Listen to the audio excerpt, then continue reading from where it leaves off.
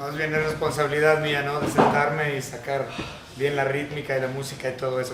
Muy bien, hermanos, abran sus Biblias, por favor, donde tuvimos la lectura, libro de Hechos. Niños, gracias. Niños, ¿pueden salir de sus clases? Sí, ya vi mi error. Gracias, Apocalipsis 14, no sé dónde tengo la mente el día de hoy.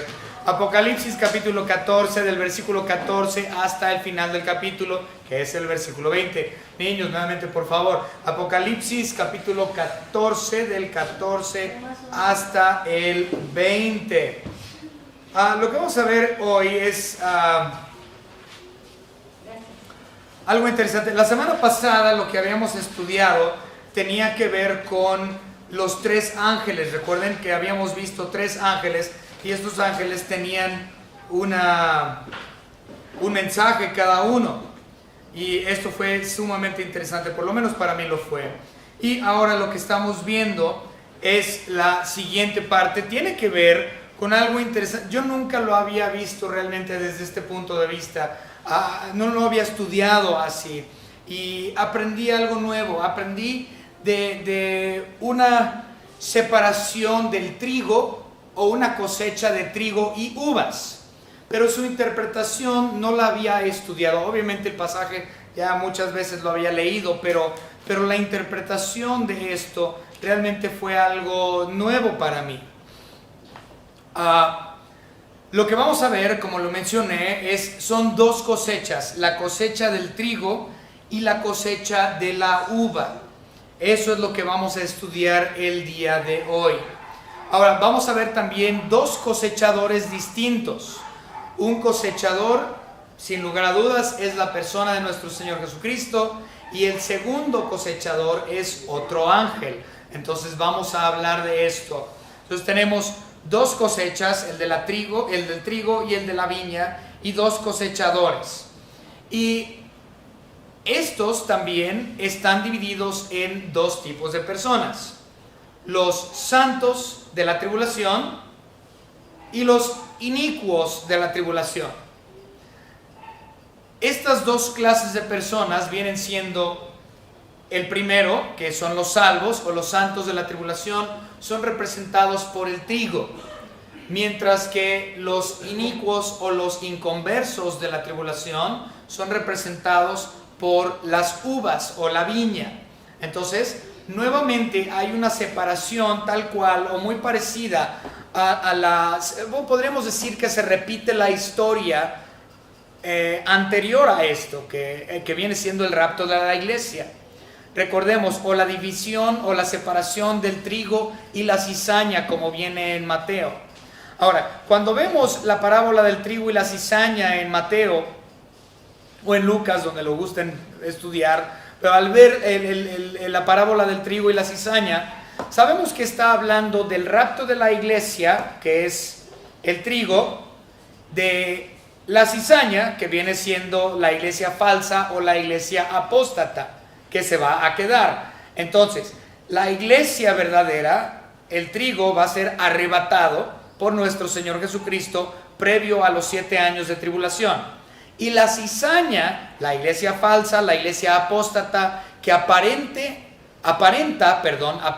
ser la iglesia verdadera cuando no lo es, la cizaña, esa se va a quedar aquí en el mundo durante los 7 años de tribulación.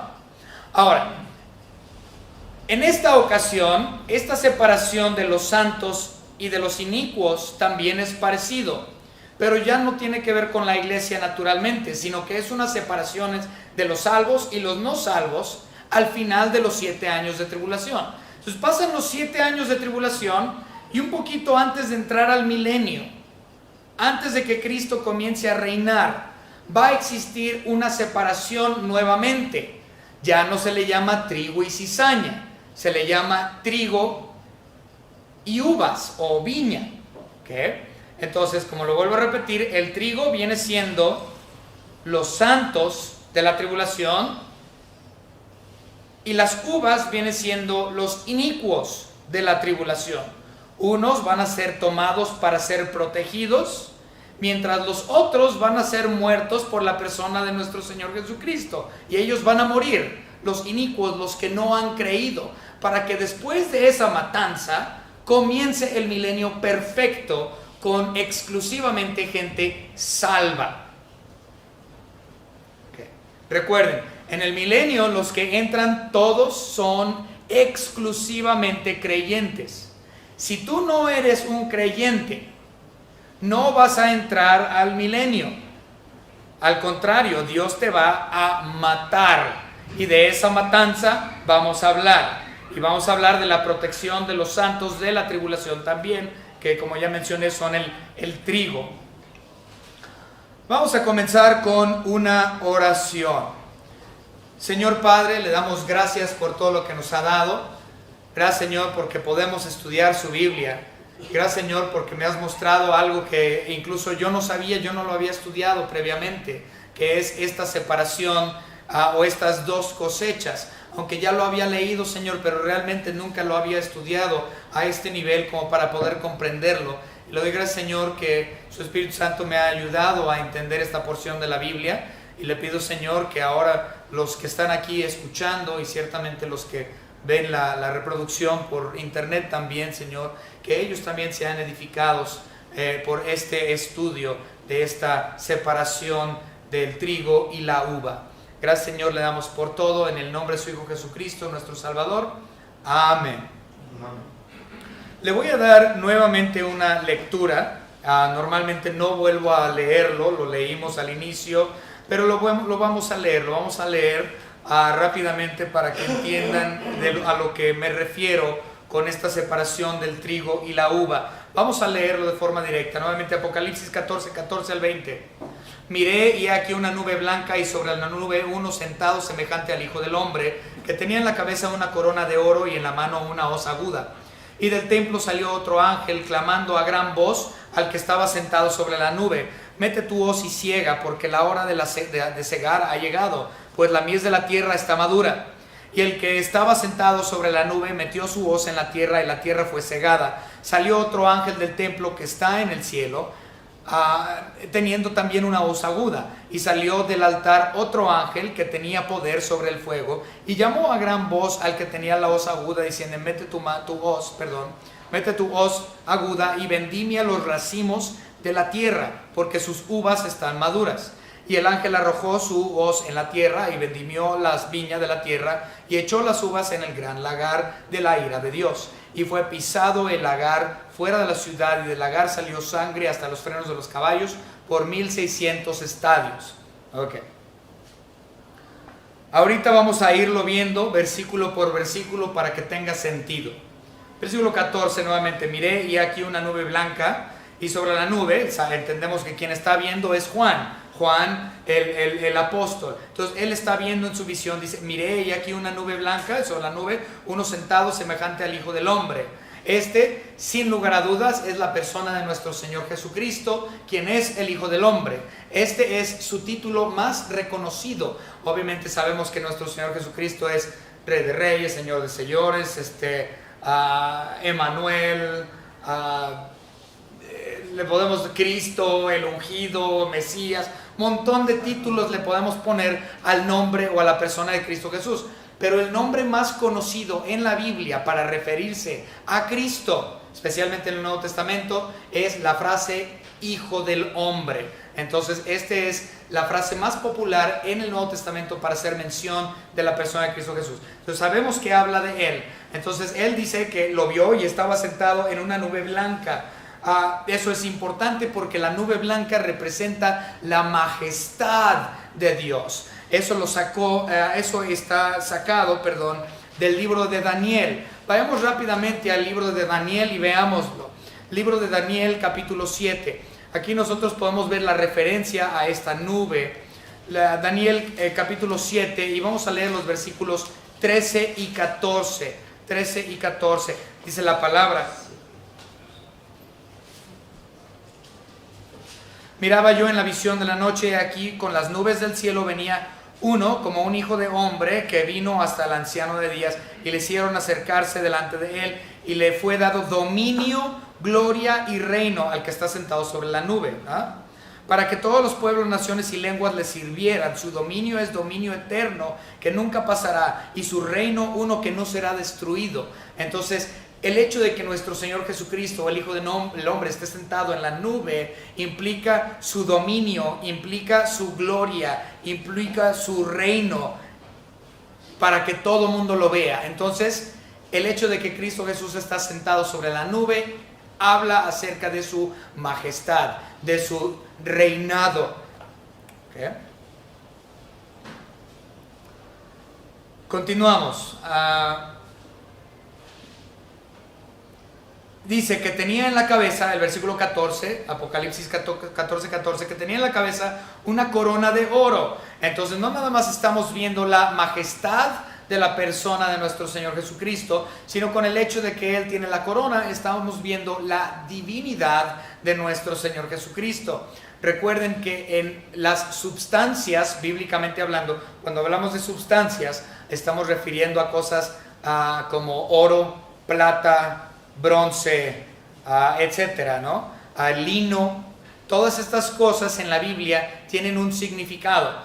Por ejemplo, el bronce siempre significa juicio.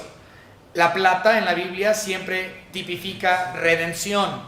El oro en la Biblia siempre representa divinidad. Entonces el hecho de que este Hijo del Hombre, majestuoso, sentado sobre esa nube, tiene una corona de oro puesto sobre él, está hablando de la divinidad del Hijo del Hombre. Por lo tanto, podemos ver también su naturaleza dual. Podemos ver que Él es 100% hombre al llamarlo Hijo del Hombre, y podemos ver que Él es 100% Dios por el hecho de que Él está utilizando esta corona de oro, que la sustancia misma representa divinidad. ¿Okay? Y dice, y en la mano una hoz aguda. Esta es una frase, o las palabras hoz aguda, viene a lo largo de toda la Biblia, desde el Antiguo Testamento hasta el Nuevo Testamento. Si ustedes buscan en una concordancia esas dos palabras, hoz aguda, vienen un montón de versículos donde estas dos palabras ocurren. Ahora, hoz aguda en la Biblia siempre está representando un juicio. Eso es lo que representa la hoz aguda. Así como el bronce también significa juicio, la hoz aguda también implica juicio, es decir, ser cortado. Es cortado, está el juicio de Dios, la guadaña de Dios, vamos. Mucha gente piensa que es la muerte que tiene la guadaña, pero realmente el que tiene la hoz aguda, la guadaña del juicio, es Dios mismo. Él es el juez, el Dios. Él es el juez justo. No hay juez fuera de Él. Entonces, al darle ese crédito a la muerte y darle una guadaña, es un elemento errado. La guadaña la tiene Dios. Él es el juez.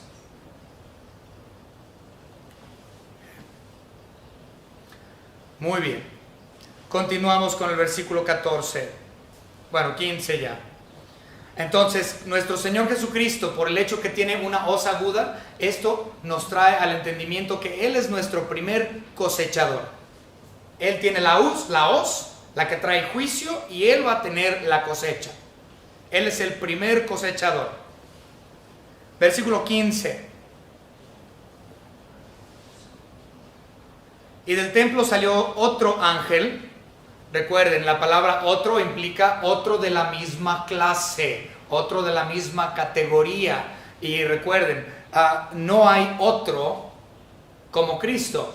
Entonces, algunas personas toman esa palabra otro y la omiten y dicen, otro ángel, el ángel de Jehová, y automáticamente piensan que es Cristo mismo en teofanía. Pero realmente esto es falso, porque no hay otro como Cristo es, no hay otro de su misma categoría.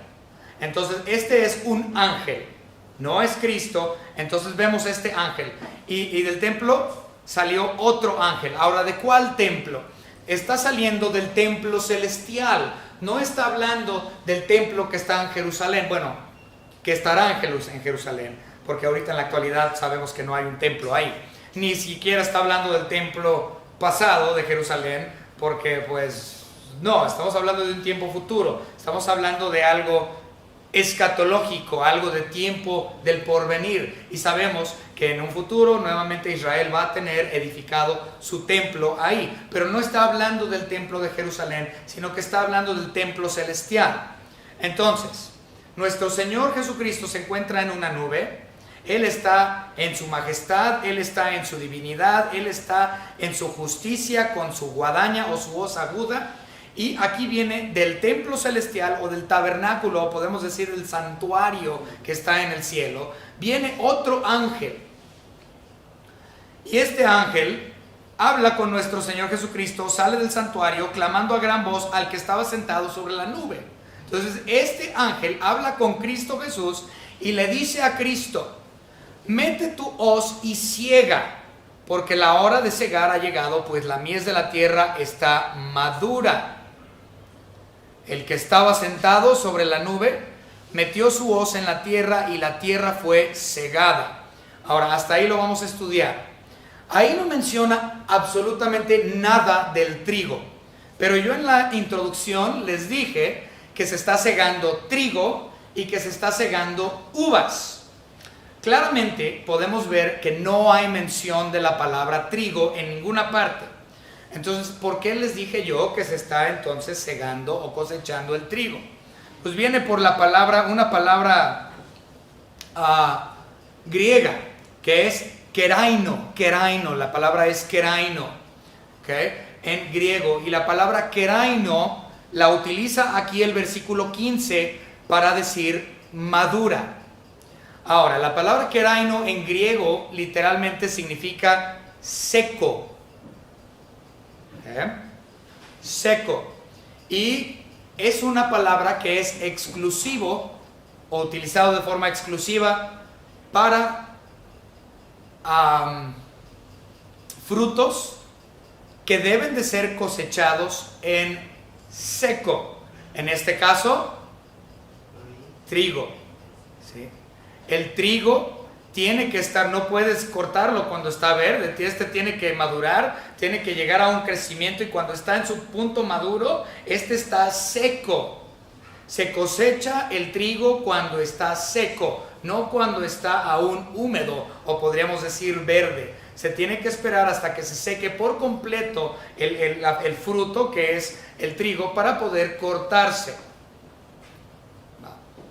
Ahora, también es importante notar que en los versículos más adelante,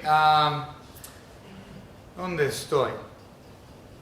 Ok, en el versículo 18 vemos nuevamente la palabra maduras, al igual como vemos en el versículo 15, maduro. La tierra ya está maduro, o madura en el 15, y aquí maduras en el 18, sí, en el 18, perdón. En el 18 es la palabra maduras.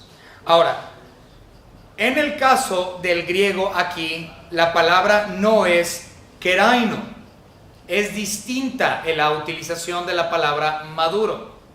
Ahora, si en el versículo 18 hubieran incluido la palabra keraino, eso hubiese significado que las pasas estaban, las uvas estaban secas. En otras palabras, sería una cosecha de pasas. Pero no son pasas porque no están secos, obviamente no el uso porque no se usa la palabra keraino. Entonces estas no son pasas, son uvas llenos de jugo. Entonces sabemos que el primer versículo, lo que es 15 y 16, se está refiriendo a un fruto que debe de ser cortado en seco, en este caso el trigo. ¿Ok? Bien, espero que no se estén confundiendo, yo solo me confundo. Bien, entonces era un fruto, el trigo, que ya estaba seco, ya estaba listo y es cortado. Ahora, cuando nosotros recordamos lo del trigo, siempre naturalmente esto nos está recordando a la parábola que mencioné en la introducción, que es la parábola del trigo y la cizaña, donde el trigo es el representante o tipificación de los santos. Aquí es lo mismo. El trigo está representando el buen fruto, el fruto que es de Dios, el fruto que a Él le pertenece. Está hablando de los santos. Y Cristo los cosecha, pero no para juzgarlos, para matarlos, sino una cosecha por cuestión de protección. Dios no quiere que estos sus hijos de la tribulación, sus ovejas de ese redil, sean afectados por lo que está a punto de pasar. Con los inconversos no es una cosecha para protegerlos, sino que es una cosecha para ponerles juicio y darles muerte. Versículo 16, y el que estaba sentado sobre la nube metió su hoz en la tierra y la tierra fue cegada. Este es Cristo, que ya lo mencioné, quien separa el trigo para él. Vamos a ver Mateo capítulo 3. Ahora, esto que dice nuestro Señor Jesucristo aquí en Mateo capítulo 3, perdón, no es Cristo quien habla. No, sí es él. Ok. Mateo 3:12. Cuando lo leen, la mayoría de las personas asumen que esto tiene que ver con el rapto de la iglesia. Pero esto no tiene que ver con el rapto de la iglesia. La mención del rapto de la iglesia la encontramos en Mateo 24 y también lo vemos en 1 Tesalonicenses 4 y en muchos otros lugares. Entonces este de Mateo 3:12 no tiene que ver con el rapto de la iglesia, sino tiene que ver con lo que va a suceder al final de los 7 años de tribulación, de forma específica a lo que estamos viendo hoy. Vamos a verlo. Entonces, en su contexto y todo, esto tiene que ver con lo que estamos estudiando. Mateo 3:12 dice: su aventador está en su mano y limpiará su era y recogerá su trigo en el granero y quemará la paja en fuego que nunca se apagará.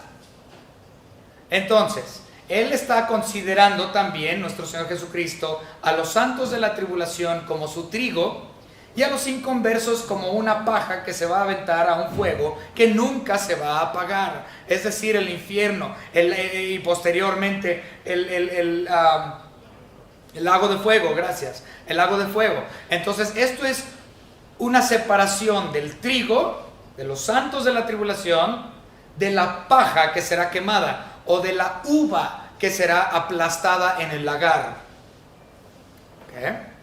Entonces, cuando vuelvan a escuchar a alguien predicar de Mateo 3:12 queriéndolo aplicar a la iglesia, es errado, porque ese aparece en Mateo 24 y en otros lados, pero este de Mateo 3 tiene que ver específicamente con esta separación del trigo y la uva.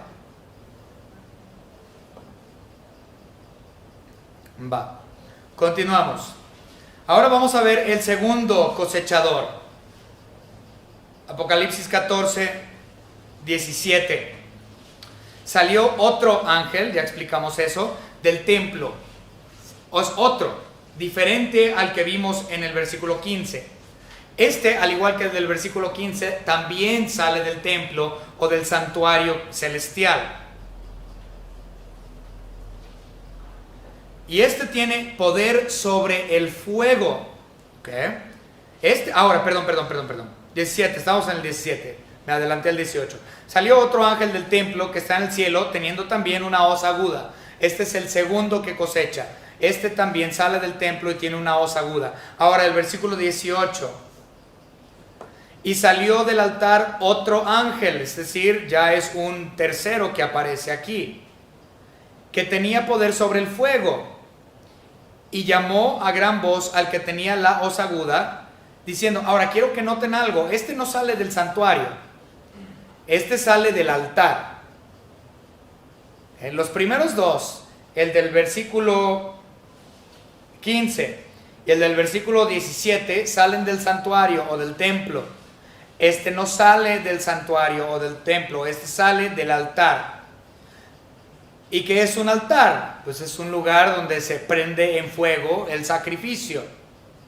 Y por lo tanto, esta es la razón por la cual este ángel tiene el poder del fuego, para poder encender el altar. Creo que es muy obvio eso, pero mucha gente no lo vería así. Entonces, este tiene el poder del fuego, porque su responsabilidad es prenderle lumbre al altar. Él es el encargado del altar. Diciendo, mete tu hoz aguda, le dice al primero, al del versículo 17, y vendimia los racimos de la tierra porque sus uvas están maduras. Ok. Si nosotros recordamos, en el cielo, el altar son las oraciones de los santos. Y ahorita esto va a tener algo de sentido en un momento. Entonces, en el tabernáculo celestial, el altar son las oraciones de los santos. Vamos a regresarnos rápidamente a Apocalipsis capítulo 6, versículos 9 al 11. 6, 9 al 11. Cuando abrió el quinto sello, vi bajo el altar las almas, fíjense otra vez, las almas de los que habían sido muertos por la causa de la palabra de Dios, por el testimonio que tenían, y clamaban a gran voz diciendo, ¿hasta cuándo, Señor santo y verdadero, no juzgas y vengas nuestra sangre en los que moran en la tierra? Son las oraciones de los santos en el altar o debajo del altar. ¿Cuáles son las peticiones de los santos? ¿Hasta cuándo, Señor, vas a vengar nuestra sangre? Nosotros, Señor, hemos sufrido, hemos muerto por causa de tu nombre, Señor. ¿Hasta cuándo vas a vengar nuestra sangre? Es lo que están preguntando los santos de la tribulación que han muerto, que han depositado sus oraciones bajo el altar. Y se les dieron vestiduras blancas, se les dijo que descansen todavía un poco de tiempo hasta que se completara el número de sus consiervos y sus hermanos que iban a morir, que habían de ser muertos como ellos. Ellos, sus peticiones fueron, Señor, ¿hasta cuándo nos vas a vengar? Nos han asesinado, nos han muerto, hemos sufrido por tu causa. Y se les dice, espérense un poquito de tiempo. Ahora en el capítulo 14 donde estamos viendo la respuesta. El ángel está diciendo, el ángel encargado del altar, ahora está diciendo, ahora es cuando. Ahora es cuando. Ya murieron los que tuvieron que morir. Y ahora es el tiempo de la venganza. Ahora voy a vengar la sangre de los míos. Y se le manda al otro ángel con la hoz aguda. Ve, mete tu hoz, corta, pon bajo juicio. Por lo tanto, este ángel está viendo que los derechos de estos santos se cumplan en este juicio justo.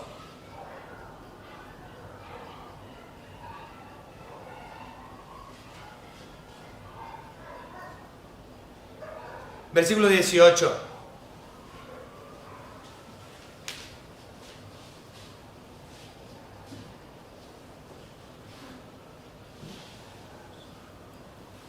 Ya lo leí, perdón, disculpen. 19 y 20. Y el ángel arrojó su hoz en la tierra y vendimió la viña de la tierra y echó las uvas en el gran lagar de la ira de Dios. Y fue pisado el lagar fuera de la ciudad, y del lagar salió sangre hasta los frenos de los caballos por 1600 estadios. Primero, ¿qué es un lagar? Si ustedes han visto cómo se hace el vino y han observado documentales posiblemente de los mejores vinos del mundo que salen de Francia y de Italia, ellos hacen el vino a la antigua en un lagar. Un lagar es este tambo grande o barril grande en la actualidad. Antes eran de piedra, pero estos eran barriles grandes, y toda la cosecha se levanta y todas las uvas se ponen en estos barriles enormes, y luego las mujeres son normalmente ellas las que se quitan los zapatos y descalzas se meten adentro de este tambo enorme y empiezan a pisotear las uvas. Y cuando ya las machucan todas, se empieza a hacer jugo. Y el jugo sale por un orificio del lado del lagar para llenar otro tambo ya con la uva exprimida. ¿Okay? Esos donde ellos se meten para pisotear la uva, esto se llama un lagar. ¿Okay? Entonces, dice aquí que el ángel corta a todos los demás y que los pone en un lagar, o mete su voz, saca a todos la cosecha y los pone en el lagar de la ira de Dios. Entonces, esto implica que nuestro Señor Jesucristo es quien los va a pisotear. De hecho, el jugo de la uva en la Biblia, si se me hizo muy interesante, se menciona el jugo de la uva como sangre, porque es un tipo o representación de la sangre. Vamos a ver Génesis capítulo 49 y versículo 11. Génesis 49, me llama mucho la atención esto. Génesis 49, 11. Aquí claramente podemos ver que es una tipificación de la sangre. Génesis 49, 11 dice: atando a la vid su pollino y a la cepa el hijo de su asna, lavó en el vino su vestido y en la sangre de uvas su manto. Entonces, al jugo de la uva en la Biblia también se le conoce como la sangre de la uva. Esto es o mostrándonos que la uva en realidad, o su jugo, está tipificando sangre. Entonces lo que está diciendo es que Dios va a tomar, o el ángel va a cortar todos estos que no son salvos, a todos los inicuos, al final de la era de la tribulación, los va a tomar, los va a meter en el lagar, y Cristo Jesús se va a meter en el lagar y los va a exprimir, y les va a sacar toda la mole. De eso está hablando.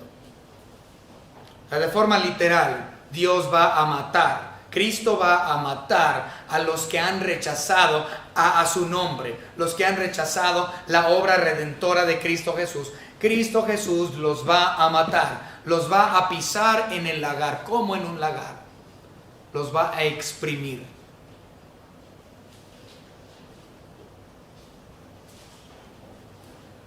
Vamos a ver Apocalipsis capítulo 19 y versículo 15.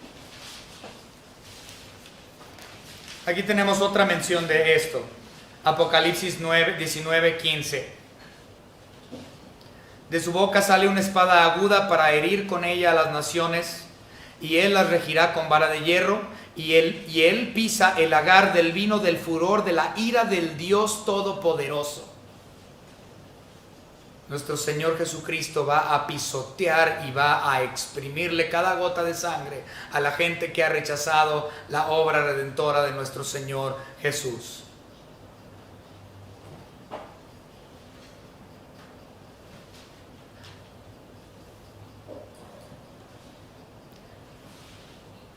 Vamos a ver Isaías capítulo 63. De hecho, si quieren leer Isaías 63 en su tiempo libre, se los recomiendo. Tiene mucha relación con lo que estamos viendo el día de hoy.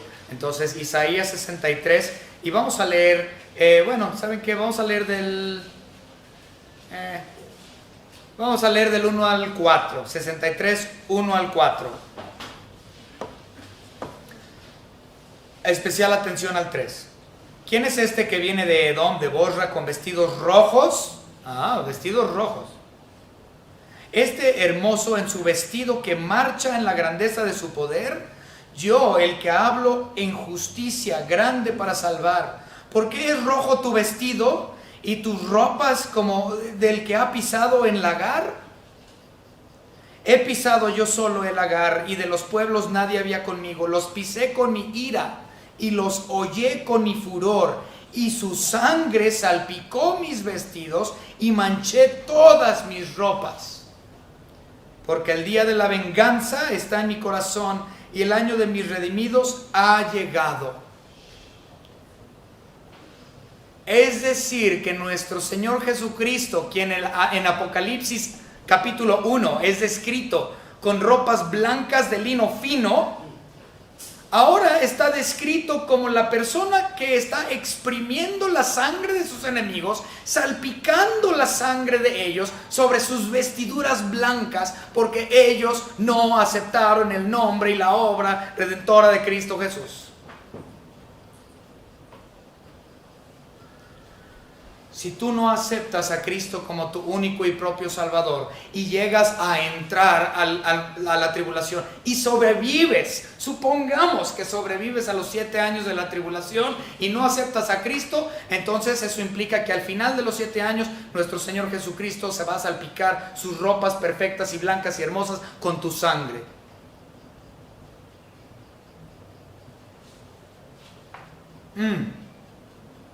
Si no aceptas a Cristo como tu único y propio Salvador, nuestro Señor Jesucristo te exprimirá como una uva.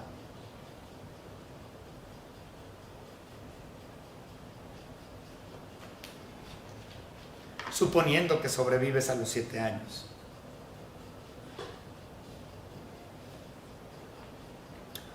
Ok. También hay mención de esto en Joel. Vamos a verlo rápidamente. Joel capítulo 3 y versículo 13.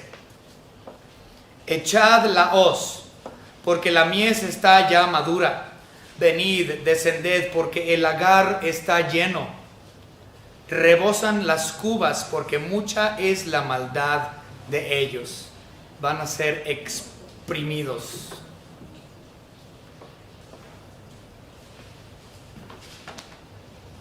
Y mucha gente dice: no, eso no es posible porque nuestro Señor Jesucristo es un Dios de amor, puro amor.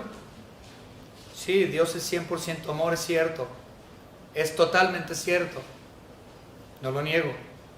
Pero así como nuestro Señor es totalmente y 100% amor, Él también al mismo tiempo es ira y juez justo.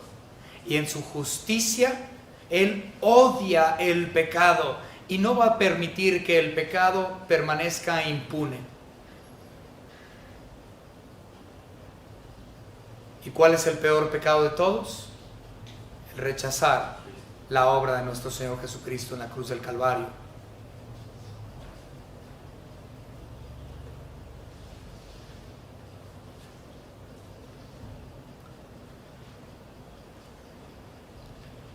Si nos vamos a regresar a nuestra lectura original, Apocalipsis 14, y aquí en los versículos 19 y 20, nosotros vamos a ver que esto es hecho en las afueras de la ciudad, dice el versículo 20. Pues ¿de qué ciudad? Jerusalén. La ciudad a la cual se refiere es Jerusalén. Sabemos por lo que nos dice el Antiguo Testamento que Jerusalén va a ser nuevamente, o va a ser la capital del mundo, de donde nuestro Señor Jesucristo reine cuando Él esté sentado en el trono durante el milenio. Israel va a ser la capital de todo, porque así quiere nuestro Señor Jesucristo que sea. Dios así lo dejó. Entonces, Dios está protegiendo al trigo y poniendo a las uvas afuera de la ciudad para darles muerte allá, para que los que se encuentren en Jerusalén queden protegidos, para que la ciudad misma tenga la protección divina. Entonces toda esta batalla final, toda esta asquerosidad, toda esta matanza que va a suceder, va a ser hecha afuera de la ciudad para protección del trigo. Y ya sabemos, en cuestión a Israel, habíamos dicho que Israel va a estar en el territorio de Moab, en el desierto, y ellos van a estar protegidos. Entonces la ciudad va a ser protegida, Israel va a ser protegida, y los demás santos de la tribulación también van a ser protegidos. Y todos los demás de la humanidad van a perecer afuera de la ciudad. Para ser específicos, en lo que es el valle de Jezreel, en el valle de Jezreel va a ser esto, también conocido como la llanura de Esdraelón, también conocido como el valle de Megiddo, lo cual también es Armagedón. Muchos nombres. Si ustedes han escuchado esa muy famosa, que la batalla de Armagedón que termina todo. Ok, sí es cierto, ahí va a ser esta matanza. Y tiene muchos nombres el mismo lugar. Se llama, obviamente, Armagedón, el cual está en el valle de Megiddo, el cual está, o es lo mismo que el valle de Jezreel, lo mismo que también es la llanura de Esdraelón. Entonces, varios nombres para el mismo lugar. Esto es aproximadamente unos 85, 90 kilómetros por ahí así al norte de lo que es la ciudad de Jerusalén. Es la parte norte de Israel, a 90, entre 85 y 90, 100 más o menos kilómetros al norte de lo que es Jerusalén. Ahí en el valle de Megiddo, en el valle de Jezreel, en la llanura de Esdraelón, perdón, muy difícil ese nombre. Ok, Armagedón, ahí es.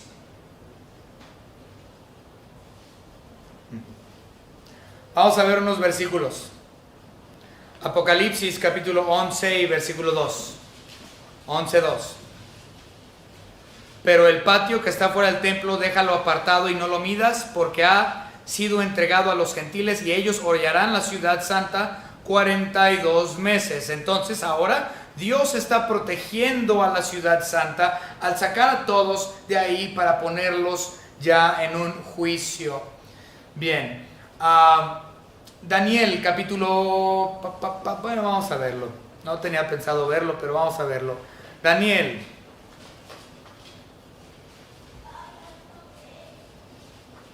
capítulo 11 y versículo 45. Daniel 11:45 dice: y plantará las tiendas de su palacio entre los mares y el monte glorioso y santo, mas llegará a su fin y no tendrá quien le ayude. No, ese no es el versículo que estaba buscando.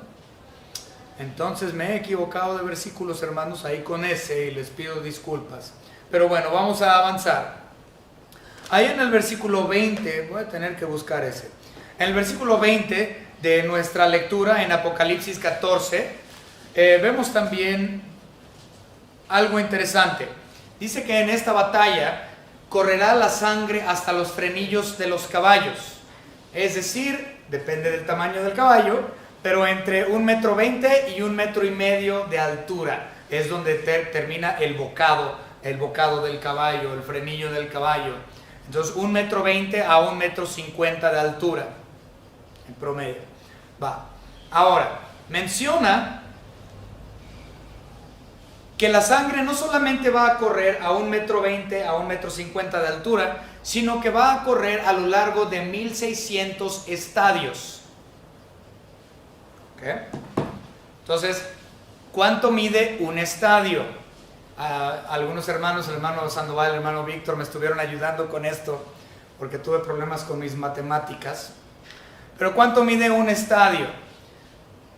Un estadio es 1/5 parte de 1 kilómetro. Un estadio es 1/5 parte de 1 kilómetro, es decir, 200 metros. ¿Ah? Ahora, por 1,600 estadios, esto equivale a 280, ¿y qué habíamos dicho? A 320, ok. Entonces, 320 kilómetros. 320 kilómetros. La sangre va a fluir a 1,5 m por 320 kilómetros de largo. Así de asqueroso va a ser. Los va a exprimir en el lagar hasta que quede a 1,5 m de altura la sangre por 320 kilómetros. Es un montón de sangre. Ciertamente sus vestiduras blancas van a quedar salpicadas con la sangre de los inicuos. Pero afortunadamente y gracias a nuestro Señor Dios, Él siempre da protección al trigo, da protección a los suyos. Y esto lo hace en una justicia absoluta y perfecta, para que el inicio de su milenio sea absolutamente perfecto, para honra y gloria suya. Si tú no aceptas a Cristo como tu único y propio Salvador, posiblemente este sea tu fin, lo que acabamos de estudiar.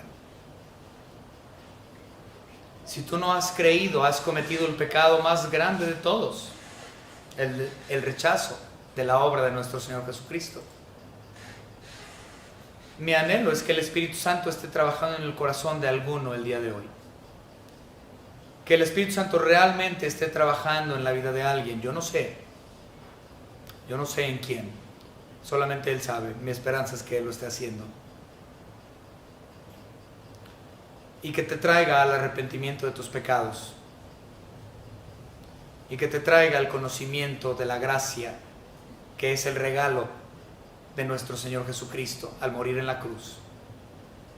Al tomar sobre Él tus cargas, para que tú no pases por este tiempo, para que tú no pases por el tiempo de la tribulación, y ciertamente para que no seas exprimido de cada gota de tu sangre por la persona de nuestro Señor Jesucristo, sino que Él te diga, aquí está tu hogar, y cuando Él venga en el arrebatamiento, tú seas uno que se vaya con Él.